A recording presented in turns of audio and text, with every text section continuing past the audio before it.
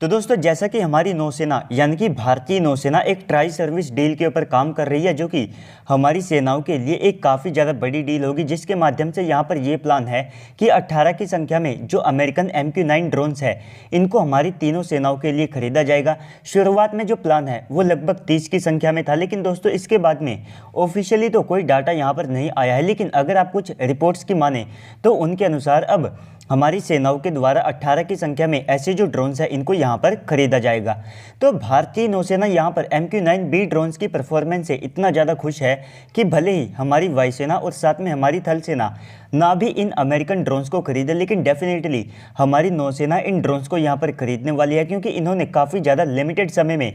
जो flying hours यहाँ पर अचीव की है और जितना एरिया और डिस्टेंस इन्होंने इतने ज़्यादा कम समय में कवर किया है, तो इससे भारतीय नौसेना यहाँ पर काफ़ी ज़्यादा सेटिस्फाई है। तो इसी डील को लेकर के अब बताया यह जा रहा है कि भारतीय नौसेना यहाँ पर स्पेशल MQ-9B ड्रोन्स को खरीदने के लिए जो अमेरिकन कंपनी जनरल डायनेमिक्स है इनको कहेगी, जिसके माध्यम से इन ड्रोन्स के लिए 2 से लेकर के 3 की संख्या में जो एडवांस पोर्ट्स है उनको खरीदा जाएगा। तो इन पोर्ट्स की मदद से हिंद महासागर में जो चीनी सबमरीन है तो इनकी जितनी भी गतिविधियां होती है उनका पता लगाया जा सकता होगा, और इसके बाद में इनके मदद से आप ये भी पता कर सकते हैं कि पानी के नीचे किस प्रकार की एक्टिविटी हो रही है, और साथ ही साथ नीचे जो साउंड की एक्टिविटी होती है तो उसको भी इन पोर्ट्स के माध्यम से यहाँ पर डिटेक्ट किया जा सकता है। तो डेफिनेटली ये ड्रोन्स भारतीय नौसेना के लिए काफ़ी ज़्यादा कारगर साबित होने वाले हैं। और इसके बाद में हम पहले से P-8I एयरक्राफ्ट को इस्तेमाल करते हैं, जो कि एंटी सबमरीन रोल में सबसे ज़्यादा बेस्ट एयरक्राफ्ट माने जाते हैं। तो अगर ये उनके साथ में ऑपरेट करेंगे तो ये भारतीय नौसेना को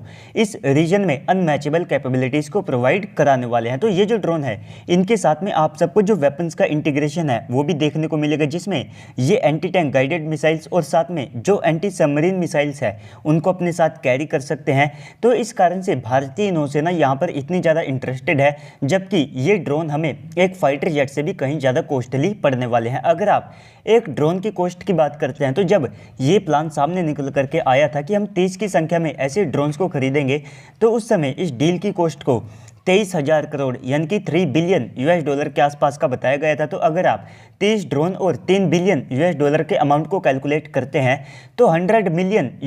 का भारत को एक ड्रोन यहाँ पर पड़ने वाला था। और ये जो कॉस्ट है ये इसको ना केवल तेजस MK-1A बल्कि 4.5 प्लस जनरेशन के राफेल और पूरे 5th जनरेशन के ट्रू फाइटर जेट यानी कि F-35 से भी कहीं ज़्यादा कॉस्टली यहाँ पर बना देती है। लेकिन इनकी जो हमें सबसे बड़े बेनिफिट यहाँ पर मिलने वाले थे वो ये थे कि USA इनकी जो टेक्नोलॉजीज़ है उनको भी भारत के साथ में शेयर करने के लिए तैयार था। और साथ ही साथ यहाँ पर ये देखने वाली बात होगी कि अगर हमारी सेनाओं के द्वारा 18 यानी कि लिमिटेड संख्या में ऐसे ड्रोन्स को खरीदा जाता है तो क्या इसके बाद में US की कंपनी जनरल डायनेमिक्स इन ड्रोन्स की टेक्नोलॉजी को हमारे साथ में शेयर करेगी या फिर नहीं। बाकी इनकी जो असेंबली है उसे भी भारत के अंदर करने का प्लान था। बाकी यहाँ पर जो रिपोर्ट्स हैं वे यही सजेस्ट करती है कि भारत और USA इस डील को साइन करने के काफ़ी ज़्यादा करीब है। दोनों देशों के द्वारा जल्द ही इस डील के ऊपर हस्ताक्षर कर लिए जाएंगे, क्योंकि भारतीय नौसेना को यहाँ पर इन ड्रोन्स की काफ़ी ज़्यादा आवश्यकता है, जिसके कारण इस डील को और ज़्यादा डिले करने के मूड में भारतीय नौसेना यहाँ पर नहीं दिखती है।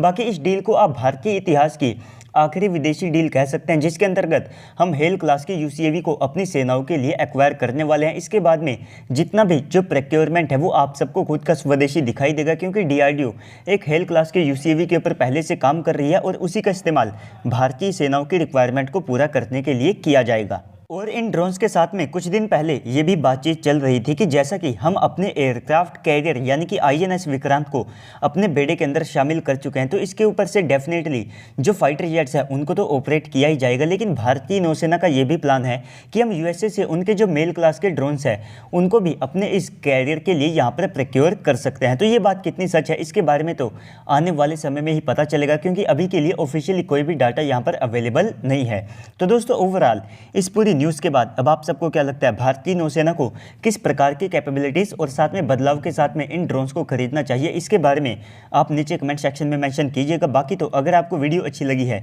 तो वीडियो को लाइक कर दीजिएगा। अगर आप चैनल के ऊपर पहली बार आए हैं तो प्लीज़ से चैनल को सब्सक्राइब कर दीजिएगा। साथ ही साथ आप जा करके मेरे सेकंड चैनल को भी वॉच कर सकते हैं, जहाँ पर आप सबको इसी प्रकार के डिफरेंट वीडियोज़ देखने को मिल जाएंगे। तो चलिए दोस्तों आज की इस वीडियो में इतना ही, मिलते हैं अगली वीडियो में, तब तक के लिए गुड बाय, जय हिंद।